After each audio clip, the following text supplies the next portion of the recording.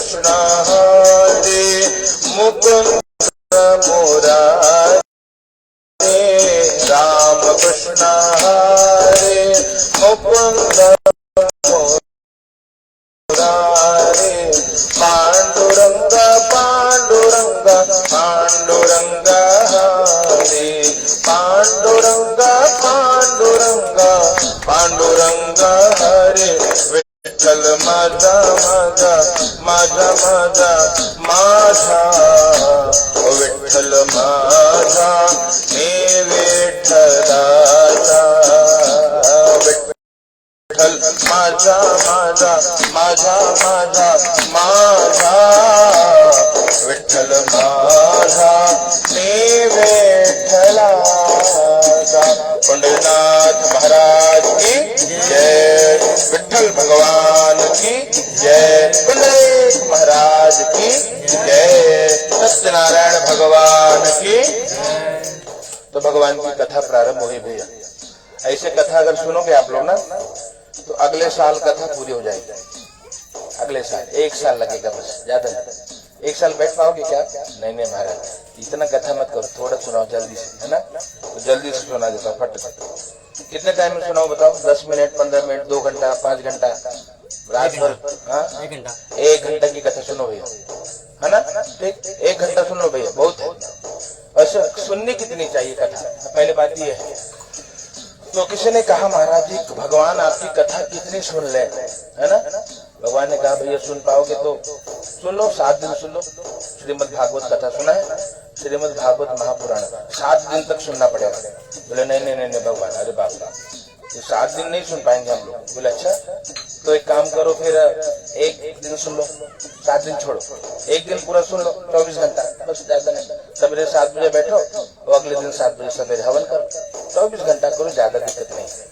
बोले महाराज 24 घंटा ज्यादा है, 24 घंटा तो अपन मन नहीं लगेगा, है ना?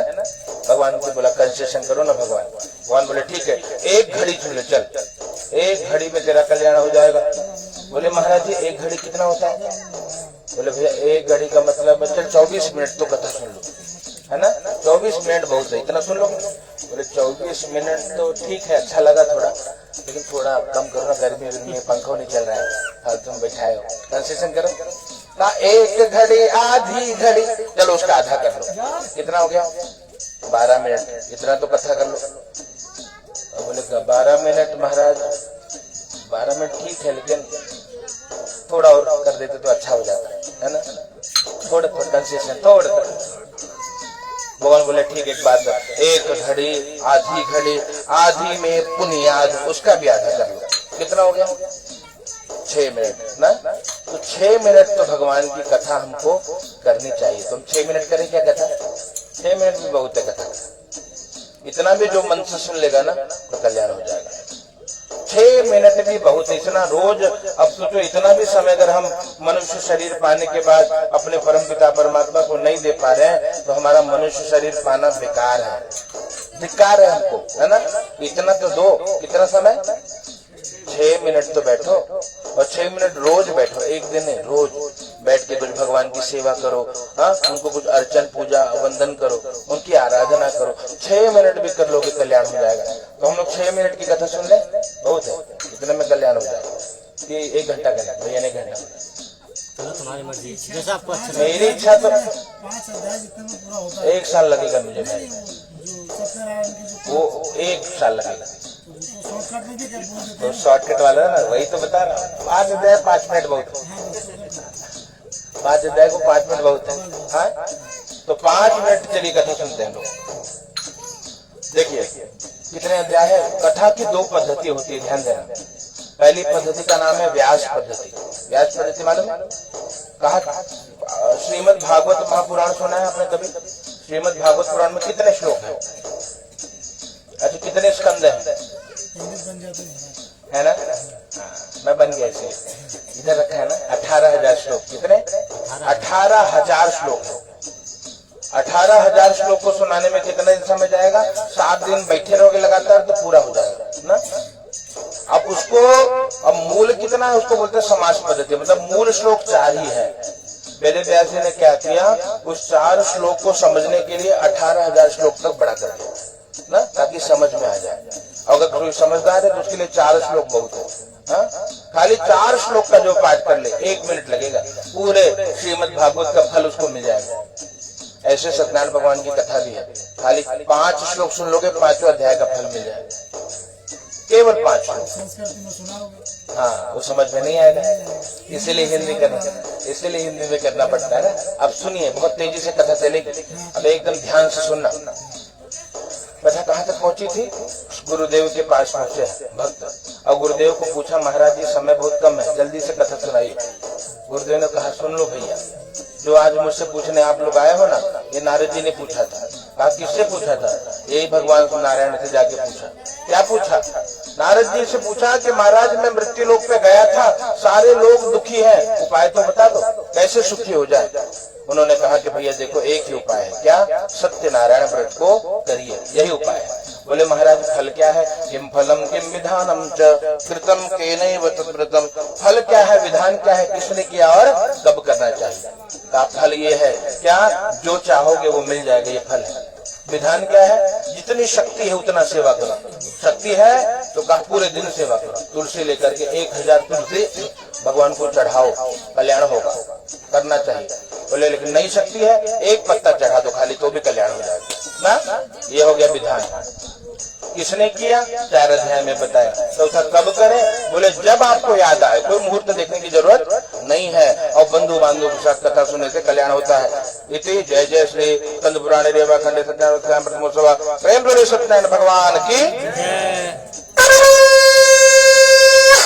पहला अध्याय पूर्ण हुआ, पढ़ाइए सत्यनारायण भगवान की। अब दूसरा अध्याय है ना। अब हाँ, ये कलश में लगाओ। अब पुनः सुनिए, दूसरे अध्याय की कथा सुनिए भैया। दूसरे अध्याय की कथा है एक ब्राह्मण देवता की कथा। ब्राह्मण देवता काशी में रहते, भिक्षा मांगते, कुछ मिलता नहीं, तो अपने इष्ट देवता भगवान नारायण को बार बार प्रार्थना करते, बुलाते उनको, ओ मेरा छोटा सा परिवार हरि आ जाओ एक बार ना, बुलाते भगवान को। भगवान ने उनकी करुण पुकार को सुना है। एक बूढ़े ब्राह्मण का रूप लेकर के भगवान आए हैं। पूछा महाराज क्या दुख है, पूरी बात बताई, और बोला कि भैया आपका दुख दूर होगा भगवान की कथा करने से। हाँ, ब्राह्मण देवता ने भगवान की कथा करी, उनका जीवन का जो दुख था, कष्ट था, पीड़ा था, सब दूर हुआ। भगवान ने उनको भी सब कुछ प्रदान किया। उनके एक मित्र लकड़हारे ने भी उनसे भगवान की कथा सुनी। दोनों को समय मिलता, भगवान की सेवा करते। देह छोड़े तो भगवान के धाम को गए। प्रेम से बोले सत्यनारायण भगवान की।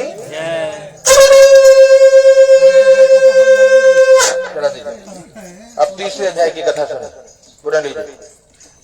तीसरे अध्याय की कथा बहुत छोटी कथा भी है। कथा है एक राजा की कथा। समझ में आ रहा है ना? ये आप वाली कथा है। राजा के जीवन में समस्या क्या थी? तो संतान नहीं था। हाँ? तो संतान की प्राप्ति के लिए नदी के किनारे भगवान का पूजन करते। देखिए भगवान का पूजन कहाँ करना चाहिए? घर में करोगे तो 1 गुना फल मिलता है, किसी नदी के किनारे करोगे तो 100 गुना फल मिलता है। हाँ? और किसी कहा तीर्थों में करोगे अगर भगवान की कथा, उसका अनंत गुना फल प्राप्त होता है। तो राजा नदी के किनारे व्रत को करते थे।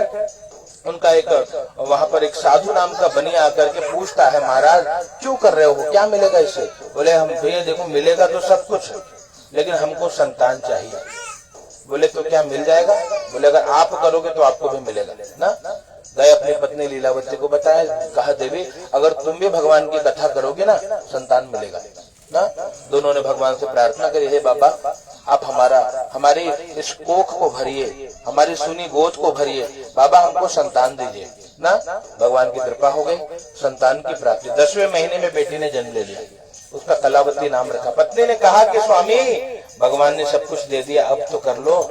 कहा नहीं देवी, सारा धन खर्च हो गया। बोले खर्च हो गया तो क्या करें, करना तो पड़ेगा ना। अब भगवान ने हमारी जब इच्छा पूरी करी है तो उनकी कथा तो करनी पड़ेगी। कहा देवी विवाह होगा ना, जब बेटी बड़ी हो जाएगी ना, विवाह समय तस्य, तो विवाह के टाइम अपन व्रत करेंगे।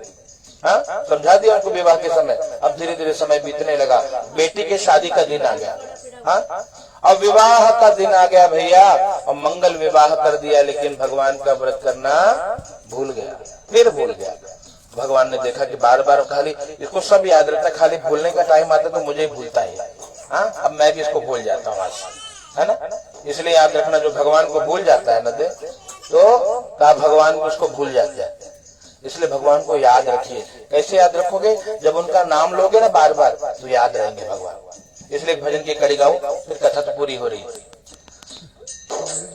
हाँ, नाम भगवान का जो दिल से लिया करते हैं, नाम भगवान का जो दिल से लिया करते हैं, उन्हीं भक्तों से प्रभु प्यार किया करते हैं, उन्हीं भक्तों से प्रभु प्यार किया करते हैं। जो दिल से भगवान का नाम लेता है ना, भगवान उससे प्रेम करते हैं। इसलिए आपको भगवान का नाम जपना चाहिए। इस नाम से याद आया, एक पात्र का नाम है शबरी। शबरी को जानते हो? हाँ, शबरी मैया ऐसी छोटी बालिका थी, हाँ, भिलनी की कन्या, विवाह का समय, छोटी उम्र में विवाह। हाँ, देखा सामने बड़े बड़े बकरा बकरी भेड़ा भेड़ी बांधे हैं पूरे। बाबूजी को जाकर पूछते हैं कि पिताजी ये सब क्यों लाए हो, इतने बकरी और भेड़े, क्या काम है मेरे अंगने में, तुम्हारा क्या काम है? बोले अच्छा नहीं बेटी, ये जो रखे हैं ना इन्हीं को काटेंगे और यही पकेगा और यही खिलाएंगे सब। बोले अच्छा मेरे विवाह में इतना पाप होगा? बोले हाँ बेटे, ये तो क्या परंपरा है ना। तो शबरी ने कहा नहीं, गलत परंपरा को मैं नहीं मानती। हाँ, ये सब बंद करो, दाल चावल में नहीं जी सकते क्या? किसी की हत्या करने से ही विवाह होगा? बाप ने बोला नहीं, गांव वाले क्या बोलेंगे? बोले गांव वाले क्या बोलेंगे वो गांव वाले जाने, मुझे नहीं पसंद ये सब। हाँ, मेरे विवाह के समय इतना पाप नहीं होना चाहिए, नहीं होना चाहिए, नहीं होना चाहिए। बाप नहीं माना, बोला नहीं, हमारे जात बिरादर वाले क्या बोलेंगे? बोले ठीक है, तुम अपना जात बिरादर देखो, मैं मेरा काम करती हूँ। रात को भाग गई। हाँ, अब भाग गई तो जाए कहाँ? कन्या है, लड़की है। मन में भाव है कि मुझे शरण कौन देगा? वहां जाऊंगा तो विवाह करेंगे, उतने बेचारे बेजान पशु मारे जाएंगे, कितना पाप लगेगा। बहुत दुखी हुई है आश्रम। और लेकिन वहां गई, एक आश्रम में पहुंची, मतंग ऋषि का आश्रम। उनके आश्रम पे जाकर के पहुंची और उनको कहा गुरुदेव मुझे शरण में ले लीजिए। ऋषि ने कहा कि बेटी हम किसी कन्या को अपने आश्रम में नहीं रखते। बोले बाबा मुझ पे कृपा करो। अपनी पूरी कहानी बताई। कहा बेटिया ये आश्रम के बगल में थोड़ा सा जगह है, एक आश्रम बना के दे दो, तो यहाँ रहना चाहे तो तू रह ले। बोले बाबा पर मेरी इच्छा है कि मैं उस भगवान को पालूं, क्या मुझे भगवान मिलेंगे? हाँ बेटी मिलेंगे, लेकिन उसके लिए बहुत तपस्या करना पड़ता है, तू कर नहीं पाएगी। बोले नहीं, अब मेरे जीवन में है क्या? सिवा उस ठाकुर के कुछ है नहीं बाबा, मुझे मंत्र दे दो, वही मंत्र जपो। बोले तू स्त्री है, तुझे मंत्र भी नहीं दे सकता। बोले भगवान का नाम तो बता दो। कौन भगवान? बोले भगवान का नाम राम है। बोले अच्छा, तो राम नाम सुन लिया, भैया आनंदित हो गए और रटने लगे राम राम राम राम। हाँ, ये राम जी मुझे दर्शन दीजिए। वो छोटी बचपना से लेकर के वो धीरे धीरे वो मैया वृद्ध हो गई है आज, और क्या भगवान के नाम को जप रही है कि भगवान मुझे दर्शन दीजिए। क्यों दर्शन? 84 लाख योनि होती है भाई ना, 84 लाख मच्छर कुकर शुकर ये हम लोग ही बनते हैं अपने कर्म के कारण। ऐसे 84 लाख शरीर मिलता है, तब जाके हमको मनुष्य का शरीर मिलता है। हमको उसमें नहीं पड़ना है, तो क्या करना है? भगवान का नाम जपिए, जो नाम अच्छा लगे। राम राम जपिए, कृष्ण कृष्ण जपिए, हरि हरि जपिए। नाम जपने से आपके पाप नष्ट होंगे, भगवान मिल जाएंगे। और आज शबरी मैया को भी भगवान ने दर्शन दिया है, आपने रामायण देखी हो। हाँ, तो कहने का अभिप्राय इतना ही कि आप लोग, हमारा परम धर्म है भगवान की प्राप्ति। भगवान से व्यापार नहीं, फॉर्मेलिटी नहीं करना है कि भगवान आप हमारा काम कर दो इसलिए पूजा। ऐसे पूजा मत करो। कैसे करो? कि भगवान से प्रेम हो जाए। हाँ, नित्य नाम जप तो कल्याण हो जाएगा। यहाँ पर यही बात है कि भगवान ने देखा कि बार बार ये प्रतिज्ञा करता है पर मुझे भूल जाता है। भगवान ने इनको श्राप दिया है। दामाद के साथ जहाँ व्यापार करने गए, चोरी में पकड़े गए, सारा धन समाप्त हो गया। माँ बेटी जो घर में धन था समाप्त हो गया। भिक्षा मांगने लगी। बेटी भिक्षा मांगते मांगते एक मंदिर में पहुंची। भगवान की कथा हो रही थी। कथा सुनने के बाद देर रात होने पे घर आई। माँ को कहा कि माँ भगवान का प्रसाद ले ले। माँ ने प्रसाद लिया, याद आई ठाकुर जी की, रोने लगी कि हे भगवान हम आपको भूल गए, हमको क्षमा कर दो नाथ। नित्य प्रार्थना करनी चाहिए कि हे नाथ मैं आपको भूलू नहीं। भगवान से प्रार्थना करी, श्री ठाकुर जी की कृपा से सब कुछ मिल गया। और यही प्रार्थना करी कि पति दामाद घर आ जाए। भगवान की कृपा हुई और भगवान ने वहाँ के राजा को, जहाँ ये कारागार में जेल में थे, उनको दर्शन दिया कि दोनों को मुक्त कर दो नहीं तो तुम्हारा नाश हो जाएगा। राजा ने दोनों को मुक्त किया है। जय जय श्री सुब्रदेव अथ तृतीयोत्सव वृंदावन बिहारी लाल की।